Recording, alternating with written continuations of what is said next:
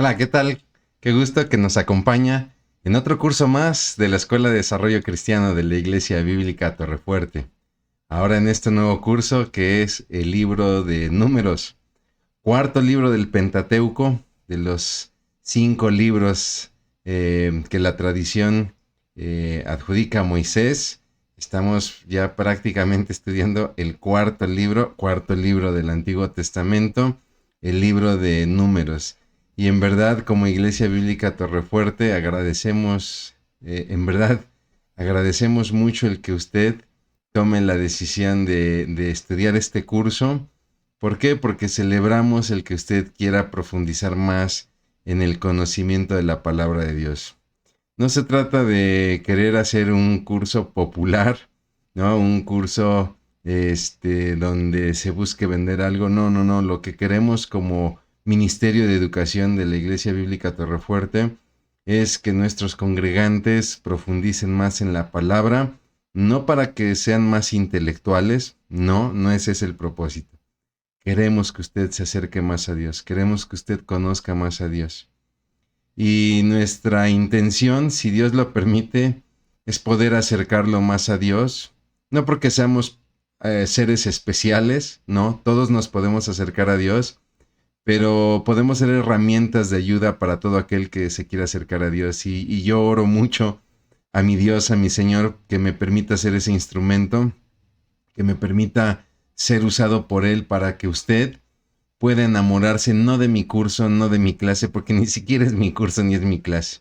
Que se enamore usted de la palabra de Dios, que se enamore de este Dios coqueto, porque mi Señor es un Dios coqueto, es un Dios amoroso, es un Dios justo, es un Dios que disciplina. Lo puede usted ver en otros cursos, como el caso del libro del Levítico, y este no será la excepción. El libro de Números también nos va a mostrar la disciplina de Dios, pero también nos va a mostrar su grande amor. Así que yo le pido que me acompañe durante estas 12 sesiones para que juntos vayamos de la mano y usted y yo seamos edificados en este curso, el libro de Números. Si bien le parece, haré una breve oración y comenzaremos con esta, la que será nuestra primera sesión de este emocionante curso, el libro de Números. Vamos a orar. Bendito Dios, te damos muchas gracias, Señor, por el privilegio, como siempre, de gozar de tu palabra. Gracias, Señor, por el privilegio de poder abrir tu palabra, leerla, meditar en ella. Y Padre, de poder preparar estas clases, Señor, para poder tener un poquito de mayor comprensión acerca de lo que leemos. Pero sabemos que, más allá de todo eso, tú hablarás a nuestros corazones. Nuestro cometido, Señor, no es el aprender por el aprender, el saber por saber. No, Señor, queremos relacionarnos contigo de una manera más estrecha. Queremos que hables a cada uno de los corazones de todas aquellas personas que verán este curso, y me incluyo, Señor, que también hables a mi corazón, Padre, porque necesitamos de tu palabra, necesitamos beber de tu palabra. Y sabemos, Padre, que tú nos vas a bendecir a través de tu palabra. Ponemos este curso en tus manos, obviamente ponemos esta primera sesión sabiendo que tú nos guías. En el nombre precioso de Cristo Jesús. Amén. Muy bien, pues entonces, como le decía, estamos arrancando ya nuestra primer sesión de este curso del libro de Números, donde nos basaremos, como lo hemos venido haciendo en estos cursos que se hacen basados en libros de la Biblia, con comentarios publicados por Ediciones Las Américas. Ediciones Las Américas en su tiempo editó una colección de libros pequeñitos, breves, pero muy sustanciosos, muy consistentes en el estudio de cada uno de los libros de la palabra. Y tengo aquí en mis manos nada más y nada menos que Fracaso en el Desierto, de Ediciones Las Américas, que es un estudio comentario al libro que nos ocupa en este curso, que es precisamente el libro de Números.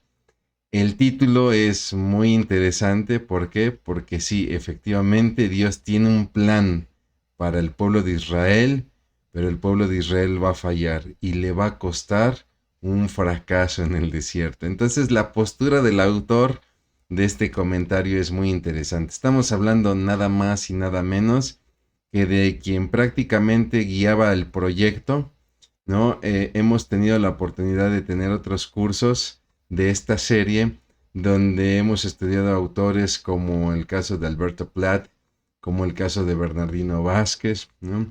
Y ahora, bueno, pues tenemos la fortuna también de ser llevados de la mano por quien llevara este proyecto, esta colección de comentarios, que es nada más y nada menos que Rafael Porter. Rafael Porter, de esta colección, le comento, son, si no me equivoco, 39 volúmenes. Usted va a decir, oye, hermano, pero son 66 libros de la Biblia. Sí, es que algunos volúmenes llegaron a trabajar, sobre todo profetas menores, por ejemplo, hasta 4 profetas menores por volumen. Entonces, la colección completa son 39 volúmenes y este proyecto fue llevado a cabo por el pastor Rafael Porter, que si me permite hablar un poquito de él, bueno, pues él es pastor, fue pastor, perdón, de la iglesia evangélica de Salt Lake City en Utah, en Estados Unidos. Y también colaboró en Guatemala, en iglesias, en proyectos y obviamente pues fue profesor del CETECA, de lo que es el Seminario Teológico Centroamericano. Y bueno, pues también Rafael Porter fue una persona muy entregada a la educación y a la dirección de proyectos. Es así entonces que, bueno, he tenido oportunidad de estudiar obras de Rafael Porter y créame, es un autor que garantiza seriedad y bendición en sus estudios bíblicos y verá que esta no será la excepción. Es así que entonces, como todos los estudios de Ediciones Las Américas, se presentan estos comentarios en 12 capítulos que, como lo hemos dicho en cursos anteriores, empatan muy bien con lo que serían las 12 sesiones que tenemos en nuestros cursos de la Escuela de Desarrollo Cristiano. Y es así que para esta primera sesión, hoy trabajamos el primer capítulo que se llama Preparación para Bendición. Vamos a ver cómo el pueblo se va a preparar para entrar a la tierra prometida. Ese es el plan divino, ese es el plan de Dios. Los ha sacado de Egipto para meterlos a la tierra prometida. Y si usted echa un vistazo, tengo aquí a mi lado todos los capítulos. Si usted echa un vistazo, tenemos la preparación, está el plan, pero por ahí del capítulo 3 de este estudio, ¿no? Empezamos a ver temas negativos que explicarán el por qué el pueblo fracasó en el desierto. Entonces, bueno, en esta breve introducción arrancamos pues con lo que sería el estudio del libro de Números en la primera sesión. Como todo curso tenemos que hablar sobre las generalidades del libro, ¿no? Para que tengamos una idea, el plan de Dios es sacar a Israel, entregarle la ley en el Sinaí, sacar a Israel de Egipto, de la esclavitud, ¿no? Va a ser una salida portentosa, maravillosa, milagrosa, porque estamos hablando de un pueblo esclavo que sale sale de las entrañas de una de las potencias militares, económicas más grandes que va a ser Egipto, y cualquiera que escucharía esto en la época diría que es imposible, es una hazaña imposible. Israel lo va a lograr. Y no solamente eso, sino que en la salida se gesta un evento que es el evento, ¿no? Que me atrevo a decir, espero que no me esté ganando el corazón o la ignorancia, me atrevo a decir que después de la encarnación de nuestro Señor Jesucristo en la tierra, el pueblo de Dios no ha vivido una experiencia como el paso por el Mar Rojo.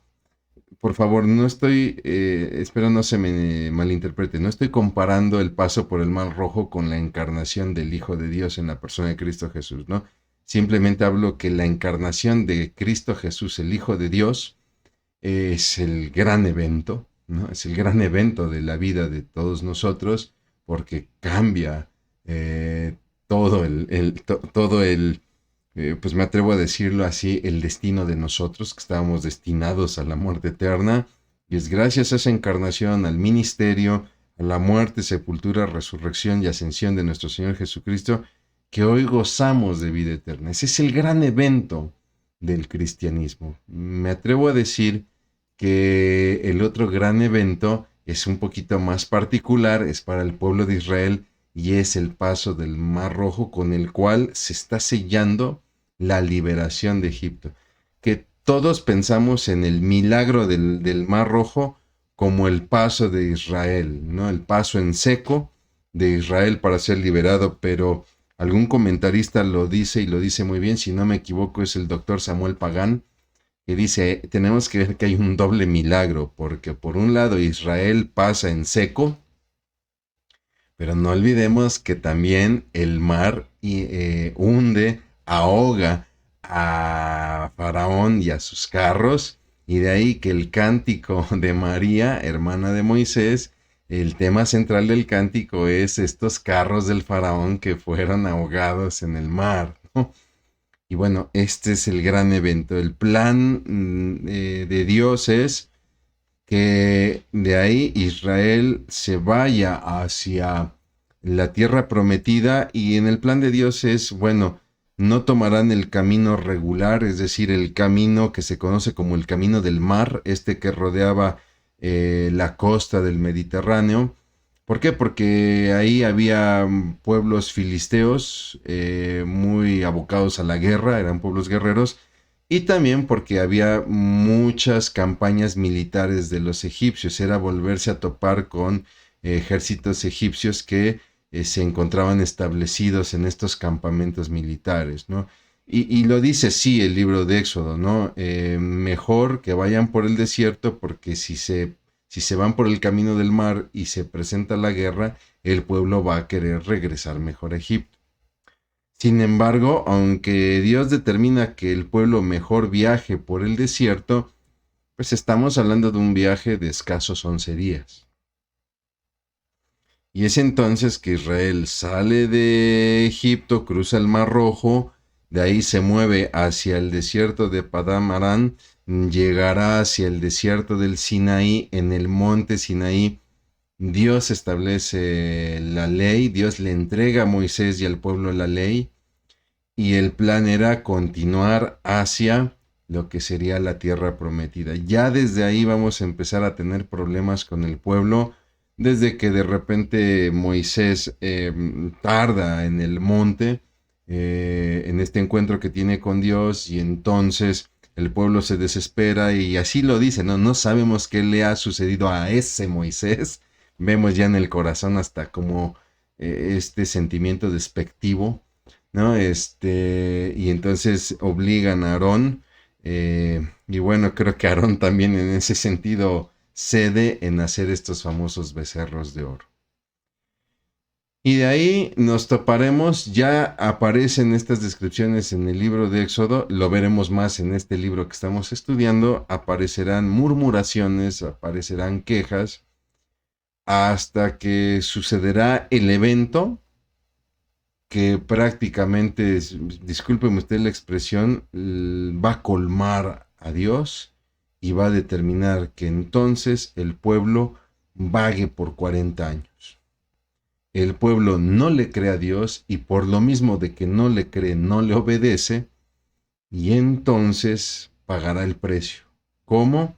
Vagando en el desierto 40 años, hasta que esa generación incrédula y desobediente muera, y que sus hijos sean los que tomen la tierra, ¿no? Más adelante llegaremos en este curso a ese punto y lo diremos a más detalle. Números, lo habíamos comentado, es el cuarto libro del Pentateuco, el cuarto libro de Moisés, que en realidad su nombre original es Bemidbar, que significa en el desierto. normalmente los libros del Antiguo Testamento son nombrados por la primer palabra o la primera frase con la que empieza el libro, ¿no? Entonces, Mebidbar es en el desierto, y así es como lo conocen los judíos. El nombre de Números más bien es un nombre que le va a dar la traducción de la Septuaginta, de estos famosos sabios que tradujeron la Biblia del hebreo al griego. Entonces, en realidad, digamos que el nombre de Números es un término, no sé si sea correcto decirlo, agriegado.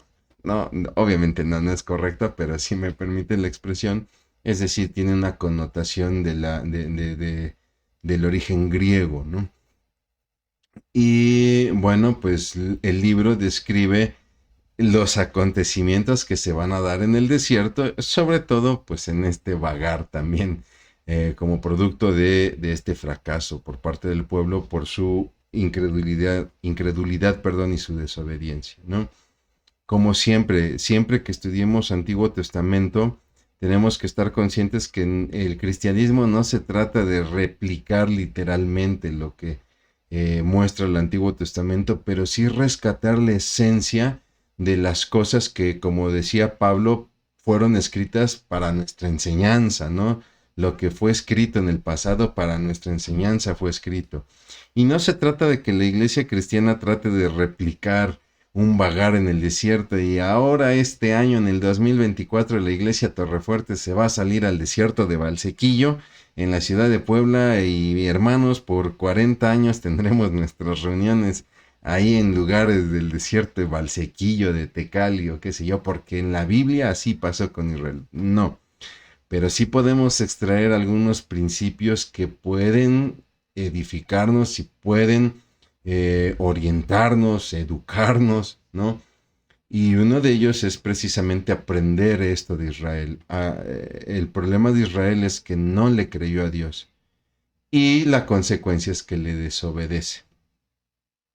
Entonces tenemos que tener mucho cuidado que en nuestro caminar cristiano de repente no caigamos en la incredulidad. Yo no creo que Dios pueda lograr esto. Pareciera que es absurdo lo que estoy diciendo. Mi hermano, si una persona es cristiano, no tendría por qué dudar. Mi hermano, te sorprenderías. No, te sorprenderías. Muchas veces, si lo analizas en tu vida, muchas veces en muchas áreas sí llegamos a dudar. Y es ahí donde tenemos que desarrollar el ejercicio de la fe. Pero lo peligroso de la incredulidad es que muchas veces nos lleva a desobedecer. Piense usted en un Abraham que, pese a que Dios le dijo que Dios le iba a dar un descendiente, Abraham no le cree, y entonces él busca a su manera hacerse de un descendiente con su esclava Agar, ¿no? Muchas veces nosotros hacemos eso en el cristianismo. Ok, yo sé que Dios me va a bendecir, yo sé que Dios me va a proveer, pero yo le voy a echar una ayudadita con un negocito, con un palancazo, como decimos en México, o cosas por el estilo, y en realidad lo que estamos mostrando, mi hermano, mi hermana, es incredulidad. Y muchas veces eso nos lleva a cometer actos que son desobedientes, ¿no? No se trata aquí, no estoy acusando a alguien en particular, ¿no? Sino esta es una reflexión que cada uno de nosotros tenemos que llevar a nuestro corazón. No se trata de que, ay, el hermano Alejandro seguramente se enteró de alguien en la iglesia. No, no, no. Me atrevo a decir, mi hermano, mi hermana, que todos llegamos a pasar por esto. Creo que no debiera de ser, pero es parte normal del proceso de aprender a caminar con Cristo, donde de repente en algunas áreas nuestra fe va a flaquear y tendremos que aprender a fortalecer nuestra fe. Lo importante es no quedarnos estancados, de la manera en que el pueblo quedará estancado en su incredulidad, ¿no? De hecho, hay un autor, un comentarista, que cuando escribió sobre este libro decía, es que en realidad Números debió, eh, es un libro que nunca debió haberse escrito, ¿no? Y de repente uno lo escucha, y cuando uno entiende el por qué se dieron las cosas en el libro de Números y lo que se describe el libro de Números, uno dice, es cierto, si el pueblo le hubiese creído a Dios, en 11 días estarían entrando a la tierra prometida. Sin embargo, lamentablemente el pueblo falló, dudó, no creyó, desobedeció y entonces vaga 40 años por el desierto y Moisés lo registra en este libro, en Bemidbar. Es triste que se haya escrito el libro, pero es una bendición que se haya escrito el libro. No nos podemos quedar con el lado negativo, la perspectiva negativa de las cosas. Porque si bien es cierto que el libro nos presenta la rebelión de un pueblo y la disciplina de Dios ante esa rebelión, también el libro nos muestra el amor y la fidelidad de Dios. Dios es fiel a pesar de nuestra infidelidad. Y es más, Dios nos va a disciplinar para que conozcamos su fidelidad. Mi hermano, mi hermana, si tú has vivido en tu vida la disciplina de Dios, no me dejarás mentir. Duele, la disciplina de Dios duele, pero es de mucha bendición. Porque creo que es donde más conocemos el amor y la fidelidad de Dios. El autor, la tradición establece que es Moisés. La fecha, bueno, el libro describe los 40 años que estará Israel en el desierto. Se piensa son de 1446 al 1406 a.C. Recuerde que antes de Cristo los años se cuentan de manera regresiva, ¿no? Por eso es que es 1446 a 1406 antes de Cristo, ¿no? Aunque aquí hay que hablar también de las corrientes, de las famosas corrientes históricas de quienes hablan de el éxodo del periodo tardío y del éxodo del periodo temprano, ¿no?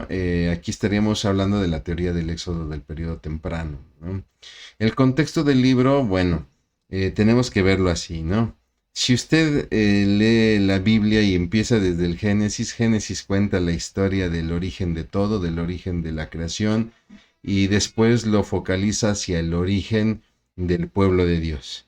Y Génesis va a terminar narrándonos cómo es que Israel llega a Egipto. Y entonces viene Éxodo.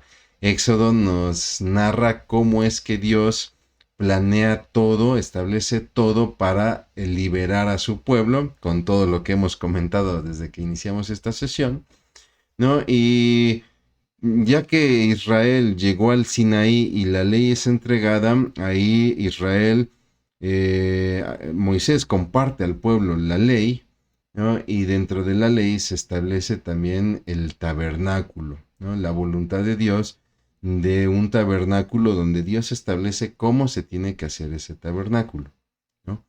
De ahí viene un libro en la Biblia que es Levítico, que en realidad no es un libro narrativo, es más bien un libro donde se expone todo el código de santidad que tiene la ley, ¿no? Y si lo analiza, prácticamente Levítico solamente nos narra dos pequeñas historias. Uno es la muerte de Nadab y Abiú, hijos de Aarón, quienes ofrecen un fuego extraño. Y después nos narra la historia de un muchacho que se pelea con alguien que maldice a sus padres y lo apedrean. Son las dos únicas historias, no hay más historias. En realidad el libro de Levítico no es un libro narrativo como tal, ¿no? Pero cuando uno lee el libro de Levítico, uno pues ve la descripción de leyes rituales, de leyes higiénicas, de leyes de santidad, etcétera, ¿no? De cómo debía ser el sacerdocio, las vestiduras del sacerdote, cómo debían ser los sacrificios, etcétera, ¿no? Entonces digamos que el libro de Levítico hizo un paréntesis en la línea histórica. No narra sucesos históricos, ¿no? Sino que la línea histórica es interrumpida por un paréntesis llamado Levítico. Bueno, entonces el libro de Números va a continuar la línea histórica donde Éxodo se quedó. ¿Ok? Tenemos que entender que cuando nosotros empezamos a leer el libro de Números, ya la ley había sido entregada al pueblo en el Sinaí y ya tenían las instrucciones para construir el tabernáculo. Es así entonces que el libro, le repito, sí, gira en torno a la disciplina divina y esa disciplina se va a dar por un evento central. Mi hermano, dices que Israel iba a llegar a la tierra prometida en un viaje de 11 días, pero por alguna situación de incredulidad y desobediencia, el pueblo es disciplinado y es condenado a vagar 40 años en el desierto. Mi hermano, pues, ¿qué hicieron? ¿No? Y muchos piensan, seguramente fue cuando se quejaron de el maná y que pedían codornices, o seguramente fue cuando se quejaron por tener sed y Moisés golpeó la roca, o seguramente cuando Aarón y María se quejaron de por qué Moisés es el que mandaba, ¿no? Etcétera, ¿no? Todas esas fueron quejas que, digamos, fueron agregándole centavos a la alcancía, ¿no? Pero en realidad lo que va a determinar que Dios aplique esta disciplina de los 40 años en el desierto y que es el evento central del libro, es la rebelión que se va a dar en Cades Barnea. Hermano, ¿qué pasó en Cades Barnea? Es aquel lugar que está muy cerca de las regiones de Moab, a la entrada de la tierra prometida, donde Moisés pide a 12 espías que reconozcan la tierra, ¿no? Y es ahí donde recordará usted, si conoce la historia, ¿no? Si no la platico rápido, de los 12 espías, dos establecen que pueden poseer la tierra. Hay gigantes en esa tierra, hay gente muy fuerte, es una tierra que es muy... eh, se me fue la palabra, disculpe. O sea, se me viene, pero espero no decirla mal. Es prolífica, ¿no? O sea, es una tierra que produce mucho, la Biblia lo establece así, es una tierra que produce o que emana leche y miel, ¿no? Donde ellos establecen que los racimos de uva eran tan enormes que tenían que ser llevados entre dos personas y que viven gigantes, personas de más de 3 metros, ¿no? Y entonces se dividen las opiniones. 10 de los 12 espías establecen que es imposible tomar la ciudad, que van a morir a manos de estos gigantes, etcétera, ¿no? Pero dos de ellos entran en razón y dicen, a ver, no se trata de ver si podemos o no podemos. Si Dios ya dijo que nos va a dar esa tierra, es que sí podemos. Sin embargo, el pueblo decide creerle a los 10 espías, se quejan contra Moisés. En ese momento ellos deciden, oigan, ¿y por qué no mejor levantamos un caudillo y pues, nos vamos, ¿no? No reconocemos a Moisés ni a su Dios. Note cómo pasan del rechazo a la persona al rechazo también a Dios, ¿no? Y es entonces donde Dios toma la medida de disciplinar al pueblo. La queja del pueblo era esa, ¿no? Nos han traído aquí para morir en manos de estas personas y no solamente eso, sino que nuestros hijos serán el botín de guerra. A lo que Dios responde. Y a lo que Dios dice, a ver, no. Y por cuanto no creyeron, ustedes vagarán en el desierto hasta que todos mueran y sus hijos, esos que ustedes dicen que serán botín de guerra, ellos sí entrarán en esa tierra prometida, ¿no? Entonces, el gran evento es precisamente esta rebelión, esta incredulidad, ¿no? Donde el pueblo demuestra no solamente la duda, no creerle a Dios y no creer en la tierra prometida, y también demuestra inconformidad, ¿no? Estábamos mejor en Egipto. Se imagina, yo trato de ponerme en los zapatos de Dios, en el sentido de no sentirme Dios, pero ¿qué sentiría Dios en su corazón cuando hizo prodigios como las plagas de Egipto, como abrir el mar, como darme maná, como darme agua de la peña de Oreb? Y que de repente yo le diga a Dios, estaba yo mejor en Egipto que contigo. Discúlpeme, es un poco similar a lo que sucede en nuestros días con este culto famoso que se da en nuestro país, en México, del culto a la Santa Muerte, donde en cierta manera es como decirle a Dios, estábamos mejor en Egipto que contigo, porque la muerte es el enemigo al cual Jesús vino a vencer, y a Jesús le costó la cruz, la muerte en la cruz, y Jesús venció. Y Jesús fue levantado de entre los muertos para la gloria del Padre. Y entonces de repente tener este culto a la muerte, bueno, me voy a pintar de calavera. No estoy adorando a la calavera. Es simplemente parte de nuestras tradiciones mexicanas. ¿Tú qué crees que sentiría el Señor Jesucristo en su corazón después de todo lo que pasó en el pretorio, en la cruz, en el Calvario? ¿Qué crees que sentiría en ese sentido? Y eso es lo que está pasando con el tema del libro de Números, es la disciplina de Dios. Dios es firme en sus pactos. Él ha hecho un pacto con el pueblo, así como lo hizo con Abraham, lo hizo con Noé, lo hizo con Abraham. Él hizo un pacto en el Sinaí. Y dentro de ese pacto Dios hizo promesas. Y Dios le va a demostrar al pueblo que Él es firme y es fiel. Ese es el propósito del libro, es mostrarnos las consecuencias de la obediencia o de la desobediencia ante el plan de Dios. Cuando leemos, por ejemplo, el Levítico, va a suceder en el libro de Levítico y también va a suceder en el libro de Deuteronomio.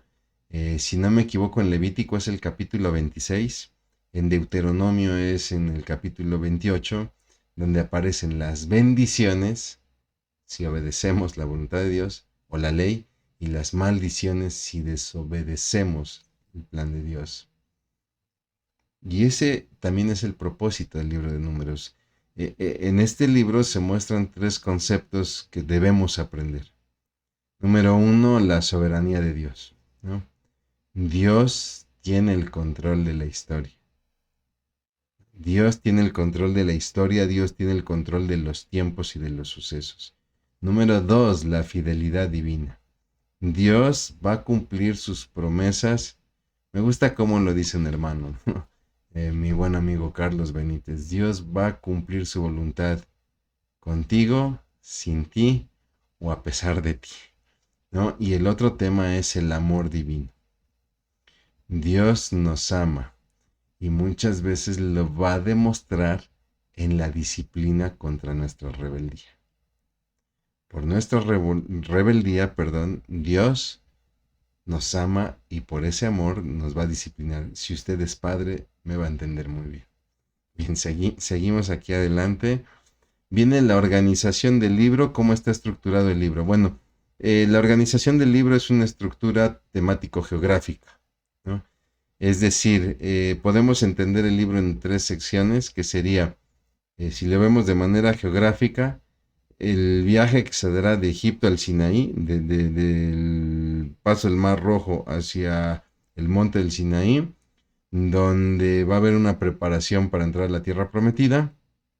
La temática es esta preparación tanto administrativa como espiritual para entrar a la tierra prometida. Después vendrán los 40 años en el desierto, estos 40 años de retraso, ¿no? La primera parte estaremos hablando de los primeros 14 capítulos de los 36 que tiene el libro de Números. La segunda parte, donde propiamente el pueblo empieza a vagar en el desierto, como parte de esta disciplina, pues se dará de los capítulos 15 al 19. Y la tercera parte, ¿no? Será una reorganización prácticamente en las llanuras de Moab, ya para entrar a la tierra prometida. Han pasado ya los 40 años y nuevamente, como en la primera parte, habrá nuevamente un censo, habrá una organización donde el pueblo está listo para entrar a la tierra prometida. ¿Qué seguiría en la historia? La lectura por segunda vez de la ley, Deuteros Nomos o Deuteros Nomios, es decir, la lectura nuevamente por segunda vez de la ley a una generación que nació en el desierto, que muchos de ellos no vivieron la salida de Egipto, ¿no? O si la vivieron, pues eran muy niños, y por lo tanto Moisés volverá a leerles la ley, ya no como la leyó en el libro de Éxodo, en este famoso decálogo, o como la leyó o la describió en Levítico, ¿no? Ya no con un lenguaje tan jurídico, ¿no? Sino más bien con un lenguaje más homilético, ¿no? Un lenguaje más personal, ¿no? Ya no te voy a decir qué dice la ley, te lo voy a decir, pero también te voy a decir por qué lo tienes que hacer. Estamos ya también ante un Moisés pues más maduro, ¿no? Y es así que surge el libro de Deuteronomio, donde se lee por segunda vez la ley y donde se establece a Josué como el sucesor de Moisés, porque Moisés no entrará a la tierra prometida, solamente la verá de lejos, ¿no? Eso es lo que vendrá ya después. Pero bueno, en cuanto al libro de Números, aquí tenemos las tres partes donde podemos estructurar su estudio como una especie de bosquejo general para entender mejor este libro. Y bueno, arrancamos con los primeros 4 capítulos de nuestro libro, ¿no? De libro de Números. Arrancamos, hoy vamos a trabajar los 6 primeros capítulos. Y bueno, los primeros 4 capítulos son propiamente la preparación administrativa, ¿no? Es decir, en el plan de Dios está ir a la tierra prometida en un viaje de alrededor de 11 días. Por lo tanto, estamos hablando de la movilización de alrededor de 2,5 millones de personas. Que aquí hay mucha controversia porque los historiadores dicen es imposible mover a tanta gente y mucho menos en esa época. Es simplemente imposible. Mi hermano, mi hermana, si la Biblia lo dice, como dice Josué, ¿no? Pues yo no sé usted, pero yo le creo. Mi casa y yo le creemos, ¿no? Eh, es que es imposible pensar que 2,5 millones de personas salieron de una nación y atravesaron por un mar y se movieron por el desierto. Pues habría que estar allá, ¿no? Habría que haber estado en ese lugar. Pero yo lo creo porque lo dice la palabra de Dios, ¿no? Eh, ¿Recuerda usted cuando Jesús ministra a sus discípulos por un muchacho rico que quiere, eh, bueno, él llega preguntando qué hacer para entrar al reino de los cielos, aunque creo que en realidad él quería demostrar que era cumplidor de la ley y que cuando Jesús le confronta con sus riquezas él se va muy triste. Y entonces Jesús establece que es muy difícil que alguien que confía en sus riquezas entre en el reino de Dios. Y Pedro le dice a Jesús y a los demás, ¿no? Es que pues entonces es simplemente imposible entrar al reino de Dios, porque cualquiera pues siempre termina confiando en algo. Y no olvide usted la respuesta de Jesús. Lo que al hombre parece imposible, para Dios no es imposible. Entonces cuando alguien me dice es que es simplemente imposible movilizar a 2,5 millones de personas, para ti, para mí sí. Sí, claro, yo no muevo ni a mi familia, vamos. Pero para Dios no. ¿No? Entonces, es necesario organizar toda esta gente y se determina, sobre todo, ok, ¿y a cuántas personas disponemos para la guerra? Es entonces que Moisés hace un censo. Sobre todo un censo de varones de 20 años en adelante, que serían varones efectivos para pelear si es que se requiere.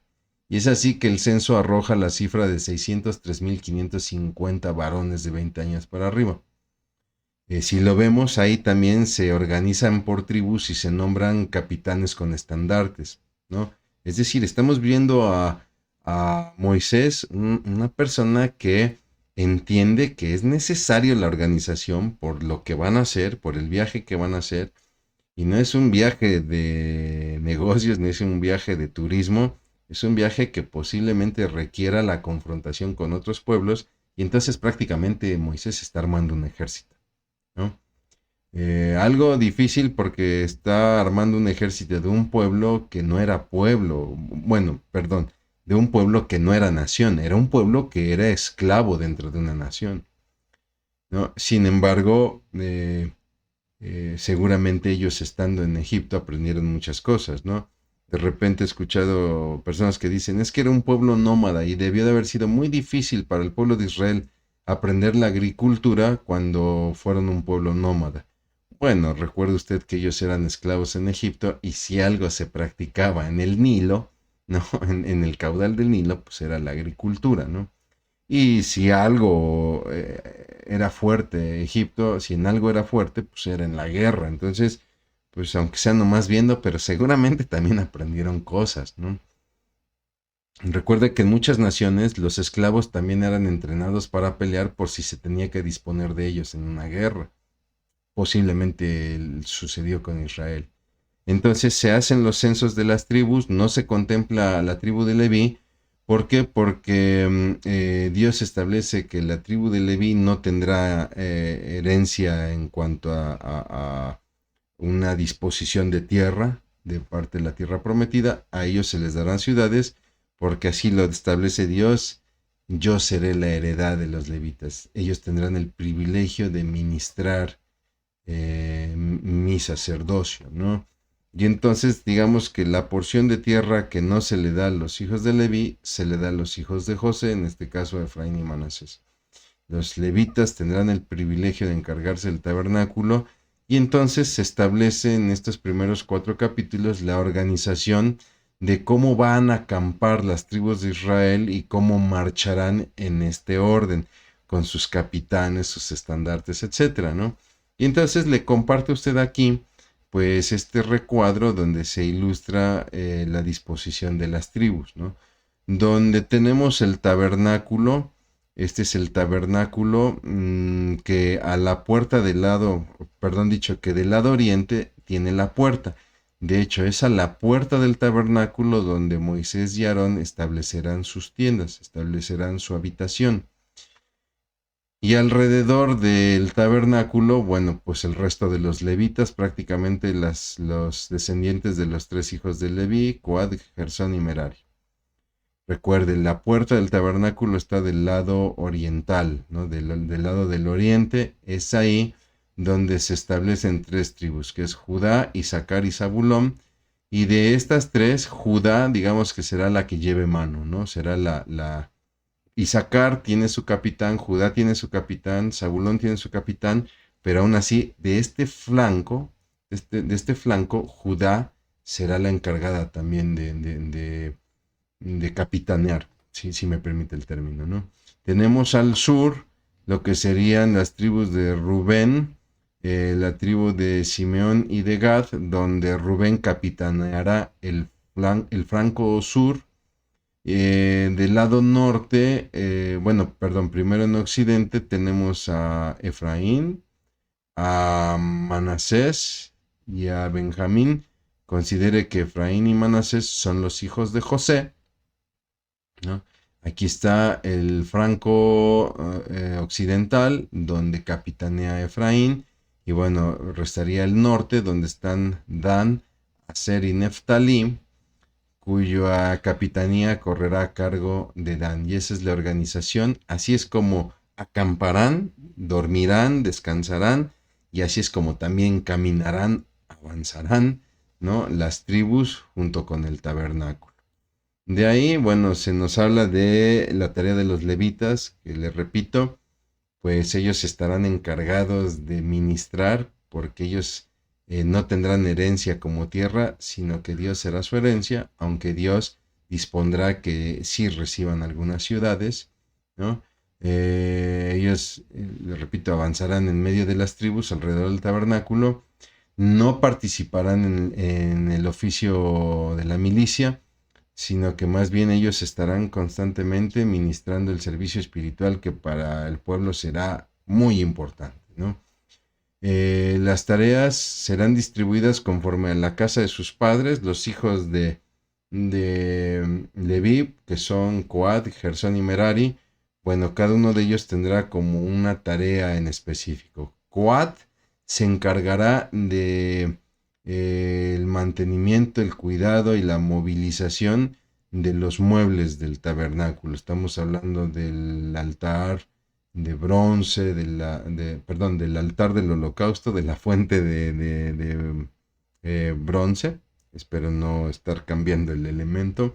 La mesa de los panes, la mesa del incienso, el candelabro de oro, el arca, ¿no? Estamos hablando de los muebles de administración. Mientras que Gersón se hará cargo del mantenimiento y de la movilización, si es que el pueblo debe de moverse, de lo que son todas las cortinas y cubiertas, ¿no? Estamos hablando de las cortinas del atrio, pero también las cortinas de la tienda, del tabernáculo. Tabernáculo significa tienda. Entonces, propiamente de las cortinas del tabernáculo, las cortinas interiores, y también esas 5 capas de cortinas de distintas pieles de animales, que serán si me permite usted decirlo así, el techo del tabernáculo, ¿no? Y viene Merari, que será el encargado, ¿no? Las familias descendientes de Merari serán los encargados de movilizar y del mantenimiento de las tablas y las columnas que sirven de soporte al armado de todo el tabernáculo. De ellos se extrae a Aarón, ¿no? El hermano de Moisés, Aarón, y a sus hijos para que ejerzan el oficio del sumo sacerdocio, ¿no? En este caso, Aarón tendrá a su hijo Eleazar, ya no contará con Nadab y Abiú porque ellos morirán por ofrecer un fuego extraño en rebeldía también contra Dios. Y es así que también se presenta un censo de los levitas, donde se contabilizan a 8.580 levitas para el servicio, ¿no? Y le repito, Moisés y Aarón pues establecen su morada enfrente de la puerta del tabernáculo, donde de hecho estaba prohibido que los israelitas se acercaran de manera directa a estas tiendas, ¿no? Recordemos que hay una ley que establece Dios donde Él dice todos los primogénitos me pertenecen. ¿Por qué? Porque yo los liberé a costa de los primogénitos de Egipto, por lo tanto todos sus primogénitos me pertenecen. Es aquí en el libro de Números donde se va a establecer que los levitas van a suplir a los primogénitos, ¿no? Y entonces vemos una tribu que le pertenece a Dios y que es especial para Dios, ¿no? No es que sea la tribu consentida, como con el concepto que hoy entendemos, ¿no? Del hijo consentido, pero sí es una tribu que será especial por el sacerdocio que ejercerá para Dios, ¿no? Y aunque cualquiera pudiera decir, es injusto porque Dios tiene sus preferidos, eh, el pueblo de Israel es el pueblo de Dios. Yo soy mexicano, yo no tengo por qué sentir envidia por no ser israelita y no ser del pueblo de Dios. Dios es soberano y si Él quiere hacer de Israel su pueblo predilecto, Dios tiene todo el derecho de hacerlo. Él lo formó, Él lo liberó, ¿no? Él tiene todo el derecho de hacerlo. Yo agradezco que yo, poblanote, mexicano, más mexicano que los nopales, Dios tuvo misericordia de voltear a verme cuando en realidad yo no lo merecía y pues me he hecho salvo. Entonces, qué bendición es poder ser parte de la iglesia de Cristo, ser parte de este nuevo pueblo de Dios. No, sería muy desatinado decir, ay, qué mal el Señor que tiene sus preferidos. Pues Él es Dios y lo puede hacer en su soberanía, ¿no? Y creo que quien realmente ama a Dios puede vivir con eso sin problema, ¿no? Bien, viene la preparación espiritual, donde hay un llamado a la santidad. Aquí vemos un poquito de réplicas que se dieron en temas en el libro de Levítico y de Éxodo también, donde arrancamos el capítulo 5 y el capítulo 5 arranca con una instrucción, ¿no? Separar a todas las personas que son inmundas, aquellas que tienen lepra, aquellas que tienen algún tipo de flujo, de fluido corporal, etcétera, que les contamine, hay que apartarlos y se van a establecer también las normas para la confesión de pecados y las normas también para restituir faltas, ¿no? Donde aquel que ha cometido una falta contra alguien compensará esa falta y agregará una quinta parte y también presentará ofrenda, ¿no? Es decir, inmediatamente Dios empieza a poner, como decimos nosotros, los puntos sobre las is, tanto en aspectos de santidad como de pecado, ¿no? De santidad y de consagración, donde, a ver, no hay lugar para lo impuro, ¿no? No hay lugar para lo pecaminoso. Y entonces también se describe la medida que se debe de tomar si un hombre sospecha que su mujer le ha sido infiel, ¿no? Y dentro de esas medidas hay que comprobar la inocencia o la culpabilidad de la mujer, y ejercer justicia si es que la mujer es hallada culpable, ¿no? De no ser así, si la mujer es hallada inocente, bueno, proteger a la mujer contra esta difamación que ha sufrido, ¿no? Y también protegerla si el marido la quiere abandonar, ¿no? Donde él la quiere abandonar y pues voy a inventar que me fue infiel para poder abandonarla, ¿no? En otras naciones bastaba con la palabra del hombre, la palabra del varón era suficiente para condenar a la mujer a muerte, ¿no?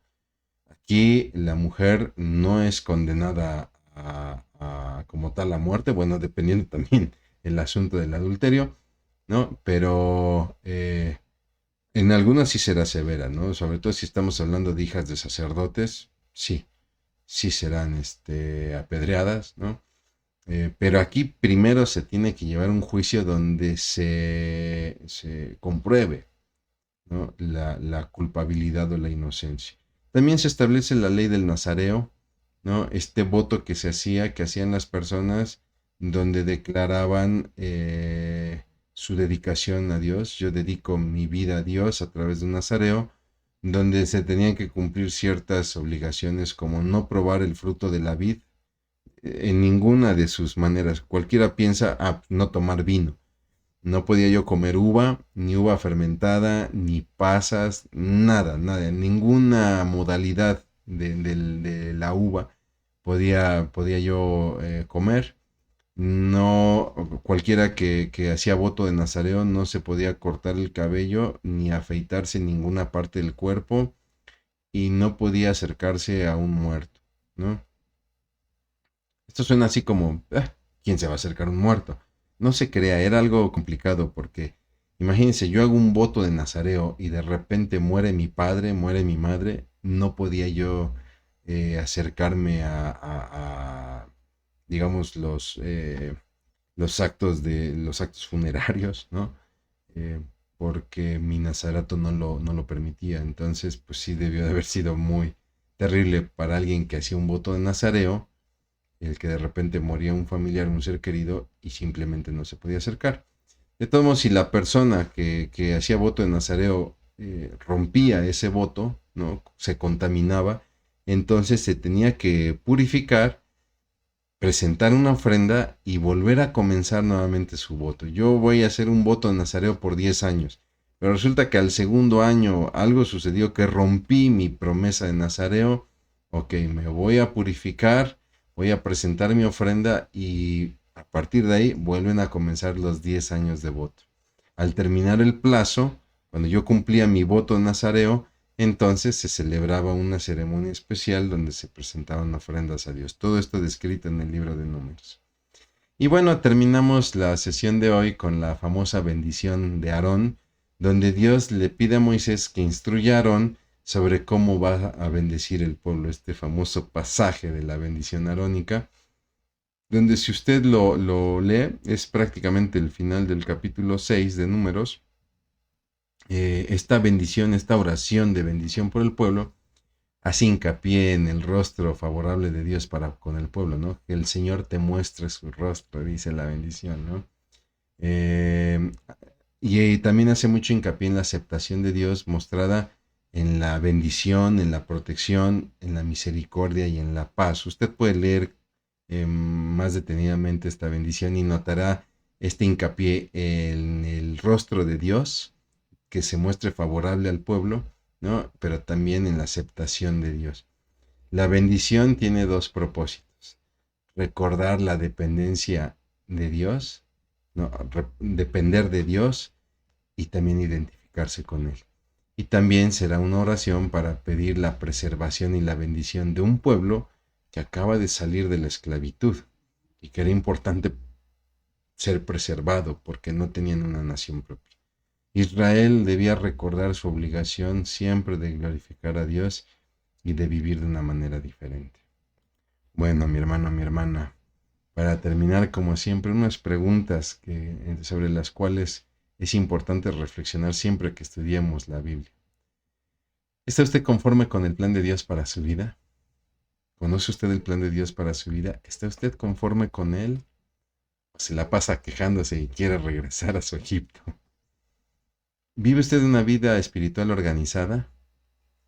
Si bien es cierto que quizá no hay que ser tan metódicos y tan esclavos de una agenda, sí logramos tener una cierta disciplina y una organización, sobre todo en nuestros momentos de oración, de adoración. ¿Ha realizado usted votos o promesas a Dios? ¿Las ha cumplido? ¿Bendice usted a otros? ¿Cómo lo hace? busque usted el rostro de Dios favorable para usted y para los demás.